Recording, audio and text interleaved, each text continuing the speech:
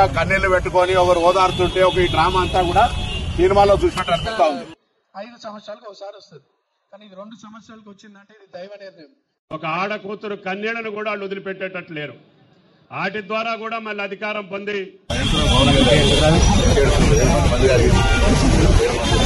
ఏంటంటే sympathy sympathy sympathy అంటుంది. అసలు నేను అడిగిన ప్రశ్ననే అది. మొత్తం జూబ్లీ హిల్స్ క్లబ్లలో డ్రగ్స్ సరఫరా ఎవరు కనుసన్నల్లో నడిచింది? లోకల్ నాయకుడు ఎవరు? కేటీఆర్ గారు ఒత్తిడి మేరకు ఆమె వేదికల మీద ఏడుస్తా ఉన్నది. నాకైతే ఆశ్చర్యం అనిపిస్తోంది. నిజంగా ఒకవేళ అంత అంశం ఉంటే నిన్న కేసీఆర్ గారు కలిసినారు మేడం, ఫామ్ తీసుకున్నారు, బీ ఫామ్. ఆ సందర్భం కూడా కేసీఆర్ ముఖ్య నాయకుడు చనిపోయిన తర్వాత రెండోసారి కలుస్తున్నారు. అక్కడ కూడా దుఃఖంగా ఓట్ల కొరకు మీరు ఏడవాలి అని ఏడిపిస్తుంది. ఇది గమనించాలి. సానుభూతి పేరు మీద ఆడుతున్నటువంటి ఏడుపును ఒక్కసారి గమనించమని చెప్పి సందర్భంగా కోరుతా ఉన్నా.